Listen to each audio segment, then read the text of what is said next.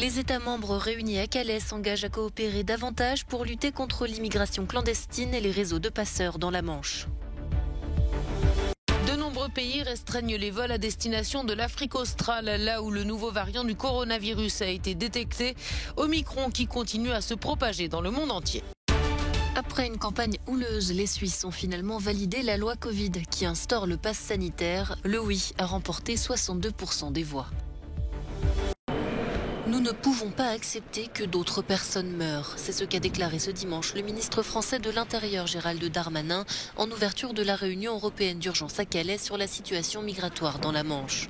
4 jours après la mort en mer de 27 personnes, l'Allemagne, les Pays-Bas, la Belgique et la France se sont engagés à renforcer leur coopération policière pour démanteler les réseaux de passeurs.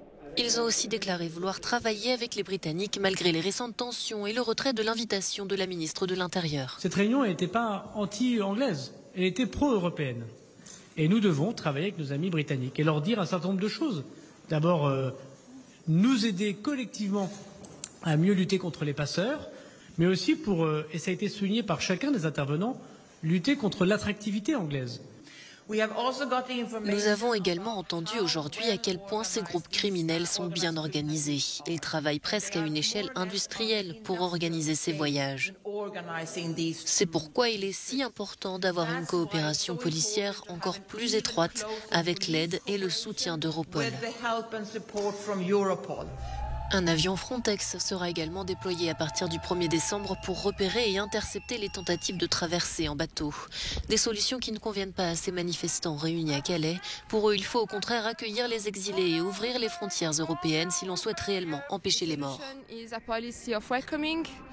La solution, c'est une politique d'accueil et l'arrêt du harcèlement des migrants. Parce que s'ils décident de prendre cette route dangereuse, c'est à cause de ces politiques mortifères.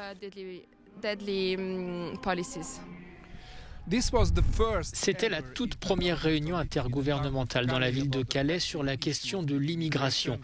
Bien que le Royaume-Uni ait été exclu de la discussion, les dirigeants ont déclaré que la conférence était un pas dans la bonne direction. Mais trouver une solution européenne durable sera une tâche difficile, tant les 27 États membres de l'UE sont divisés sur cette question. Sándor Zsíros reported for Euronews from Calais. Sur la côte nord de la France, entre Calais et Dunkerque, un camp de fortune a été installé sur une voie ferrée désaffectée.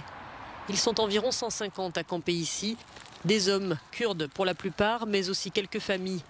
Les rails les isolent un peu du sol humide. Le froid se fait chaque jour plus mordant et tout est bon pour alimenter de petits feux. Le naufrage, qui a fait 27 morts il y a quelques jours, n'a pas entamé la détermination de ces migrants à rejoindre les côtes anglaises. Kawa est un Iranien de 22 ans. Avec son père, il raconte avoir passé ses 6 dernières années au Danemark. Là-bas, il dit ne s'être jamais senti libre. Désormais, son objectif est l'Angleterre. Je n'ai peur de rien. Je n'ai pas peur de l'eau, pas peur de mourir. Désolé de le dire, mais nous sommes déjà morts. Personne ne nous accepte nulle part. Nous sommes inutiles. Regardez ces gens. Londres reproche à la France de ne pas en faire assez pour stopper les traversées de la Manche. Depuis le naufrage meurtrier de mercredi dernier, les côtes sont davantage surveillées, raconte Amanj, 20 ans, qui témoigne anonymement. Maintenant, la police est partout. Ils ne nous laissent plus embarquer facilement. Il y a beaucoup de contrôles de sécurité sur la plage actuellement. La plupart des migrants attendent que la situation revienne à la normale et ensuite ils tenteront d'aller en Angleterre. Les passeurs réclament plus de 3 000 $ pour une place sur un canot gonflable. Et jusqu'à 50 personnes peuvent s'entasser sur ce type d'embarcation. Depuis le début de l'année, plus de 23 000 migrants ont traversé la Manche contre 8 500 l'an dernier, selon les chiffres du gouvernement britannique. Face à la propagation du nouveau variant du coronavirus Omicron, le Royaume-Uni a convoqué ce lundi une réunion d'urgence des ministres de la Santé du G7 dont il exerce la présidence tournante. Dans le monde entier, les cas se multiplient. Le Canada, l'Allemagne et l'Italie, par exemple, ont signalé des personnes porteuses du variant Omicron. Ce dernier, identifié en Afrique du Sud, a poussé de nombreux pays à fermer leurs frontières à l'Afrique australe. Plusieurs États membres de l'UE, ainsi que le Royaume-Uni et les États-Unis, ont restreint les vols à destination de cette région. Aux Pays-Bas, les autorités sanitaires ont annoncé que 13 passagers arrivés d'Afrique du Sud vendredi à Amsterdam étaient porteurs du variant. Le pays a renoué avec un plan de confinement plus strict. Nous sommes inquiets. Pour certains experts, ce variant pourrait être plus dangereux. C'est sans doute la raison pour laquelle l'OMS l'a qualifié de variant préoccupant. Nous ne savons pas encore suffisamment si ce variant peut rendre les gens plus malades, comment il affecte l'immunité des personnes vaccinées ou guéries. Nous sommes inquiets, mais nous sommes encore un peu dans le flou et nous ne savons pas si notre inquiétude est justifiée. Ce nouveau variant représente un risque élevé à très élevé pour l'Europe, selon l'Agence de santé de l'Union européenne. Les médecins sud-africains, eux, ne semblent pas inquiets face aux symptômes qu'ils ont déjà observés. Il s'agit de symptômes très très légers, ce qui signifie que nous pouvons facilement les traiter à la maison. Jusqu'à présent, je n'ai pas connaissance qu'un de mes collègues ait eu besoin de placer un de ses patients sous oxygène.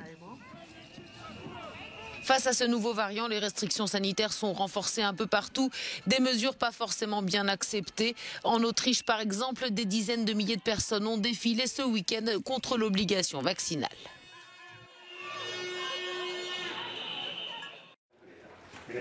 Les Suisses disent oui au pass Covid. En pleine 5e vague, ils ont approuvé dimanche à 62% la loi ayant permis de créer le pass selon les résultats définitifs. Ces dernières semaines, la campagne très houleuse avait été marquée par de nombreuses manifestations, parfois interdites et émaillées de violence.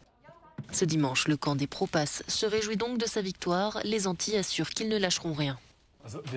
Nous avons toujours été convaincus qu'en Suisse, une majorité de personnes est pour la raison, pour l'orientation scientifique et les faits. Bien sûr, les choses auraient pu se passer différemment et c'est pourquoi nous avons tout donné jusqu'au dernier moment. Mais cela montre bien que c'est la raison qui domine la Suisse. Nous défendons toujours nos droits constitutionnels et le durcissement de la loi Covid va à l'encontre de 10 articles de la Constitution suisse.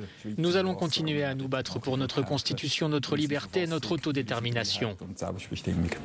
C'est la deuxième fois en moins de 6 mois que la population était appelée à voter sur la loi Covid. En juin, les citoyens l'avaient soutenue à 60% des voix lors d'un premier référendum. Et alors que le nouveau variant Omicron se répand, le président de la Confédération, Guy Parmelin, refuse pour l'heure de durcir les restrictions. Il a toutefois lancé un appel à la vaccination. Seuls 65% des Suisses ont reçu les 2 doses de vaccin, l'un des taux les plus bas d'Europe. Une cérémonie d'investiture un peu particulière à Prague. C'est dans un cube de plexiglas que le président tchèque a investi le nouveau Premier ministre Petr Fiala. Après avoir passé plusieurs semaines à l'hôpital pour une neuropathie diabétique, Miloš Zeman a récemment été testé positif au Covid-19. Petr Fiala, 57 ans, est un homme de droite, à la tête du Parti civique démocrate. Je peux vous promettre que je ferai tout pour faire de ce gouvernement celui du changement. Nous conduirons ce pays à travers la situation actuelle difficile. Nous résoudrons des problèmes brûlants qui nous affligent aujourd'hui, mais nous ferons aussi les changements nécessaires pour le bon avenir de nos citoyens et de leurs enfants. Cet ancien professeur devient chef du gouvernement suite aux résultats des élections législatives en octobre. L'Alliance Ensemble avait été donnée vainqueur, battant le parti de l'ancien Premier ministre Andrej Babis. La coalition de 5 partis du centre et du centre droit aura affronté 2 principales crises. Celle de l'épidémie de Covid-19 qui ravage le pays, et ce malgré les protestations d'une partie de la population face aux restrictions supplémentaires, ainsi que celle de l'envolée des prix de l'énergie. L'activité du volcan de la Palma ne faiblit pas. Dans la nuit de samedi à dimanche, les autorités ont averti la population d'une nouvelle rivière de lave. À l'origine, une cheminée volcanique qui s'est ouverte sur la face nord du Cumbre Vieja. Cette nouvelle coulée pyroclastique avance rapidement et menace d'aggraver les dégâts sur les terres, les routes et les maisons évacuées, notamment dans les environs de la ville de La Laguna, au nord-ouest du volcan. Dans la matinée, des dizaines de tremblements de terre ont été enregistrés sur l'île espagnole, dont plusieurs atteignant une magnitude de 3. Cela fait plus de 2 mois que l'éruption volcanique a débuté sur l'île espagnole, au large de la côte nord-ouest de l'Afrique. Les scientifiques ont identifié au moins 11 coulées de lave qui ont recouvert au moins 1100 hectares de terre.